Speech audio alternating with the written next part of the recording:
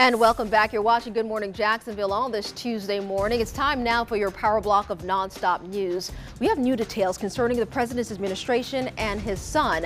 Now the Senate Intelligence Committee is looking to speak with Donald Trump Jr. after his meeting with a Russian lawyer during the campaign last year. Now that lawyer has ties to the Kremlin and said that she had information about Hillary Clinton. But now the New York Times reports that Trump Jr. was sent an email before that meeting saying that the material he would receive was a part of a Russian government effort to influence the election. But the White House denies any collusion. NBC News has an exclusive interview with that Russian lawyer who met with Trump Jr. You're going to hear much more about this coming up at 7 o'clock on the Today Show.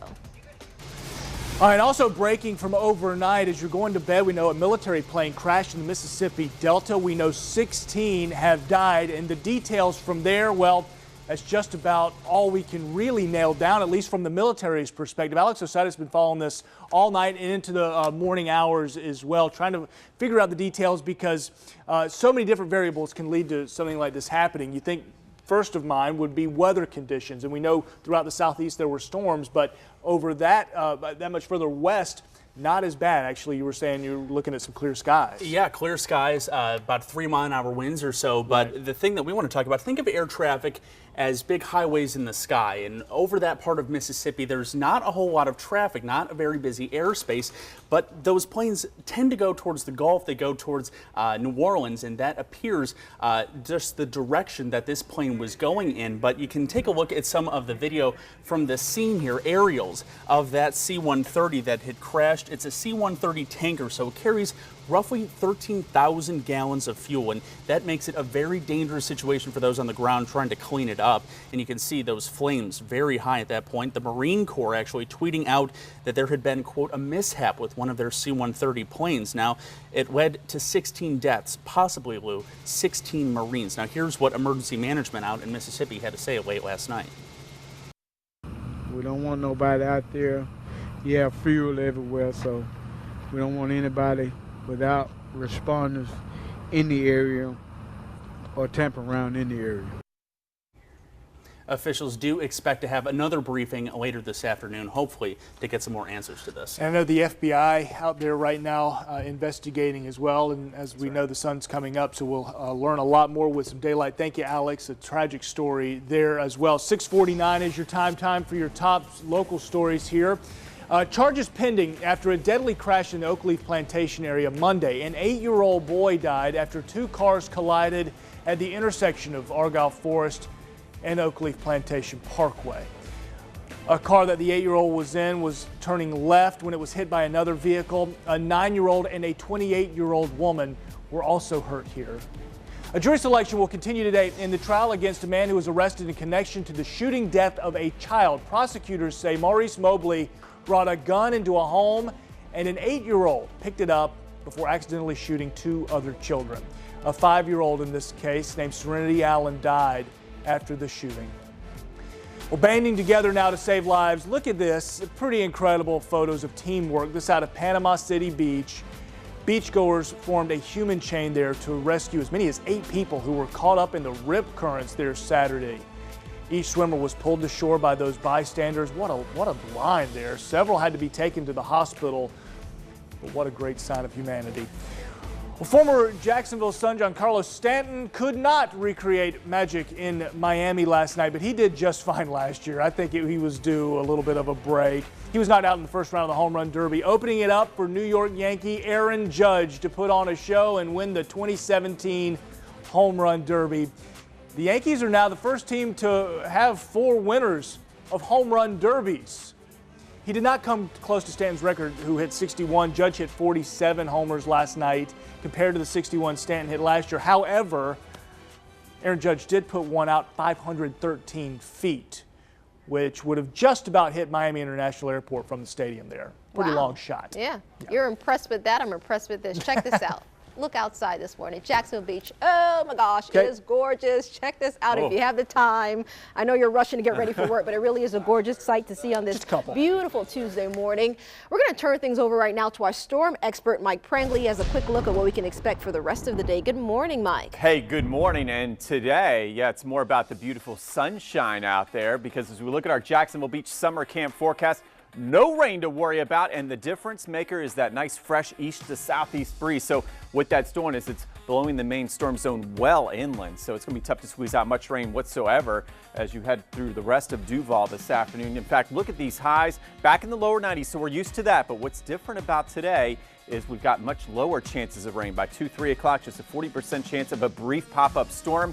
And those storms will be long gone by the time you drive home. And for the jumbo shrimp in Biloxi, the Milwaukee Brewer farm team coming to town here. 80 degrees, southeast winds at 10, so we'll have a nice breeze out there at a beautiful ballpark. Take it all in. And then as we look at our precision forecast, yes, the best chance of rain, and this is very spotty, out toward McClenny by 4 o'clock, Stark, quick shower, 5 o'clock, then Lake City at 6 p.m. And you can see as we look at this forecast, this is a much different pattern. High pressure building to the south, and this will be controlling our weather. It looks like the rest of the week. That tropical wave we were watching moving toward the Bahamas stays towards South Florida, and then the main storm zone stays into western Florida. Tampa, back in toward areas of Tallahassee and the Gulf Coast. Those are the areas that'll see the bigger storms for the next several days. In fact, as we look at the next 3 days, low rain chances. I've got beach days, water slide weather Wednesday, sunshine Thursday, only a 10% chance of a shower. And we'll keep this pattern going. The driest stretch of summer is here to stay, at least through late Sunday. Now let's get to Katie Jeffries, hopefully with more good news in that VyStar Credit Union Traffic Center. Well, this is your power block of traffic, so let's get right to it. I-10 eastbound starting to get pretty heavy. You've got that normal congestion plus a bit of a sun delay this morning. Very bright sunrise. So that's the eastbound side. That is the westbound side there. And just maybe plan in for that. That congestion's already ramping up. Let's take a look here at your traffic maps to help you out this morning. So you can see from 295 all the way towards downtown. You're just going to kind of be riding the brakes a little bit, but that is to be expected. It always gets congested there in the morning. We did have an accident 95 southbound, that ramp to State Road 9B. No lanes are blocked, but still be careful when you're passing a scene. Also got a report of some debris. Didn't say specifically what it was, but some debris in the roadway on 95 southbound just past Old St. Augustine Road. So just maybe be on the lookout when you pass through that area. Overall, though, your major interstates look like they're moving up to speed. No problems right now on your bridges, but the Buckman Bridge, I see a hint of congestion starting to form. Back to you. Just a hint. Thank you, Katie. At 6:54, a new push to keep a man's memory alive. 23-year-old Glenn McNeil Jr. died after he was shot during 4th of July celebrations in Jacksonville Beach. Now his loved ones and friends are asking the city to create a memorial to honor McNeil. A petition was posted on change.org to create a permanent memorial there. It's got about 2,400 signatures now, and if you'd like to sign, we do have a link posted on our website, firstcoastnews.com. A former Florida congresswoman going back to court next month. It's in her fight against her federal corruption conviction. Corrine Brown and her attorney will be back in court on August 7th, arguing for her conviction to be thrown out and asking for a new trial. Now, she was convicted on 18 counts related to fraud back in April. A Jacksonville police officer accused of hitting a teenager in handcuffs will be back in court in August. An attorney for Timothy James says that there was a miscommunication with the court, so James did not show up for his scheduled time yesterday, but that has been resolved. James was also accused of spitting on a man back in April, and JSO is still investigating that case. Well, it's a sign of closure for a Jacksonville family. The family of Joshua Hayes gathered in Mayport last night to lay flowers at the spot where Josh was killed back in 1999. They found out yesterday the man accused in his death may be extradited back to Jacksonville. That man is named Philip Harkins. He's been living in Britain but lost his extradition battle on Monday. No word yet, though, on when he could be flown back to Jacksonville to face the charges here. Well, thousands of people searching for new jobs in Jacksonville. Check out the line. It formed outside the Legends Center yesterday for the first Amazon job fair. Its new fulfillment center is set to open in August. Amazon's hosting more job fairs tomorrow as well as Friday, and we have information for you on our website right now. We have a live look. Oh, look at this. It's gorgeous down there right now. This is downtown, as you can see, obviously, Everbank Field. If you're looking for a part-time gig, this may help you out. Everbank Field is hosting a job fair today. No filter there. They're hoping to fill more than 1,000 positions for things like bartenders, security workers, ticket takers. This all for Jaguars home games and other events in the fall. The job fair will be 4 o'clock this afternoon. They ask you to dress professional. They ask you to bring a pen, so have those things handy. And we are one step closer every day. We're a day closer to the college football season.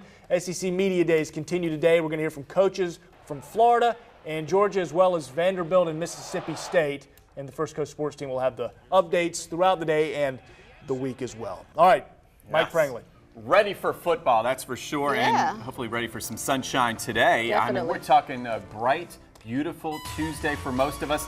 Low chances of rain. Check out that high, low 90s, upper 80s to the beach. Send in those beautiful postcard pics, and we'll share them. Next, good chance of rain holds off until late weekend. We're seeing delays in your typical spots like I-10 eastbound, of course, the Buckman Bridge traveling towards Mandarin, but no major crashes at this point. And don't go anywhere. The Today Show right now with an exclusive with that Russian attorney in the center of Donald Trump Jr.'s controversy. Stay right there. We're back in a half hour.